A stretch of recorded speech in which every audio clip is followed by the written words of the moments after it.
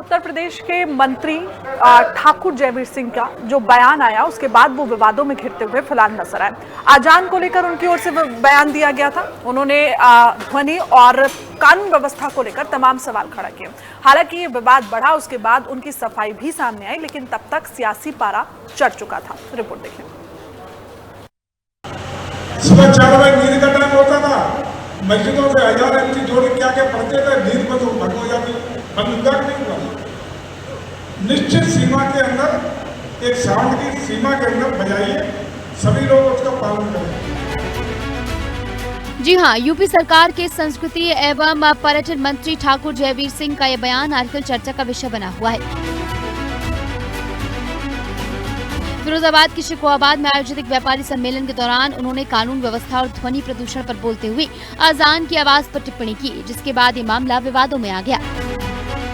सरकार बनी तो ऐसी सरकार बनी तो योगी जी बाबा जी का डंडा ही नहीं चला, पूरे देश और दुनिया में योगी जी के बुलडोजर की चर्चा होने लगी। ये गुंडे, दंगे, माफिया है कि ये तब पता ऊपर भीतर या भलाई तीन ही जगह बची, ठीक करने का काम बिल्कुल दुरुस्त हो गया। अब ईमानदारी से बता दो, उसके सकारात्मक परिणाम आप देखो। 17 दिन सरकार आई, 9 साल हो गए, 9 से कुछ ज्यादा हो गए और 10वीं सालों हो गए। प्रदेश में एक दंगा हुआ क्या? हुआ क्या दंगा? प्रदेश भर में अराजकता की स्थिति, सड़कों पर नमाज पढ़ना बंद हुआ कि नहीं हुआ? चाहे जहाँ नमाज पढ़ जाती थी, चाहे जहाँ नहीं होती थी, बंद हो गया कि नहीं? अपने अपने धर्म का पालन एक नियम कानून के दायरे में रहकर सबको करना पड़ेगा। कोई लंबतदार नहीं, कोई विशेष नहीं, सबको कानून के दायरे में रहना। सुबह 4 बजे नींद का टाइम होता था, मस्जिदों से हजार एमसी जोड़ क्या क्या पढ़ते थे, नींद में तो भंग हो जाती, बंद नहीं हुआ।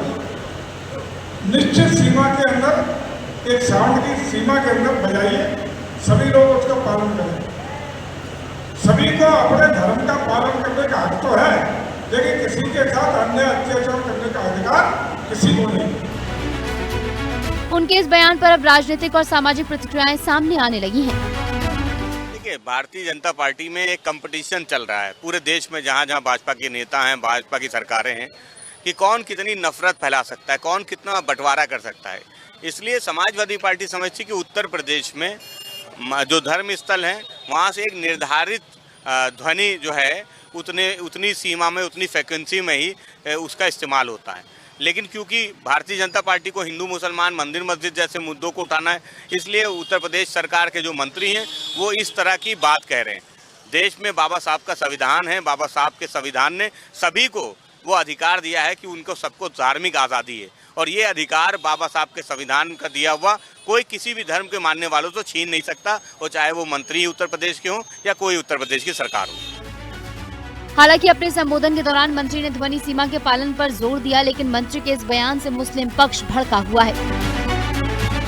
उत्तर प्रदेश सरकार के मंत्री जयवीर सिंह साहब को सुबह सुबह की अजान बहुत परेशान कर रही है, और उनको शिकायत है कि उनको नींद नहीं आती। तो नींद नहीं आती तो उसको उनका इलाज कराना चाहिए, और इलाज कराएं, अच्छे डॉक्टर को दिखाएं, अच्छी सलाह लें, अच्छी दवा लें, ताकि उनको कायदे से नींद आए। उनको याद होना चाहिए कि ये अजान कोई आज की नहीं है कि आज अजान हो रही है, सदियों से अजान हो रही है, सदियों से।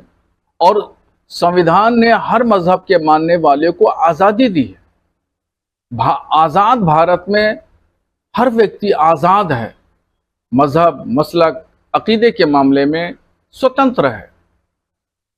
तो जयवीर साहब संविधान के विरुद्ध बात कर रहे हैं।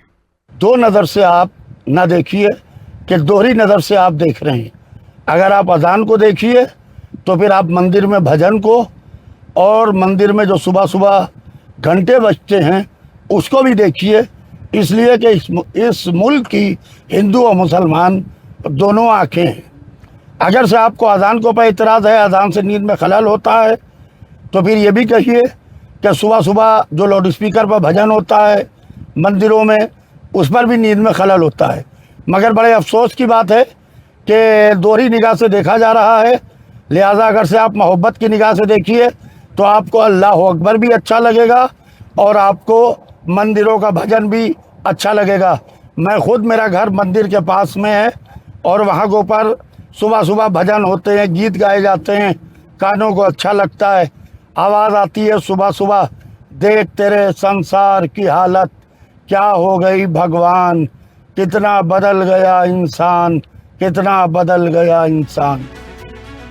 हालांकि यूपी सरकार में मंत्री जयवीर सिंह ने यह भी दावा किया कि प्रदेश में पिछले कई सालों में दंगों पर पूरी तरह नियंत्रण रहा है और प्रशासन ने शांति व्यवस्था को मजबूत किया है।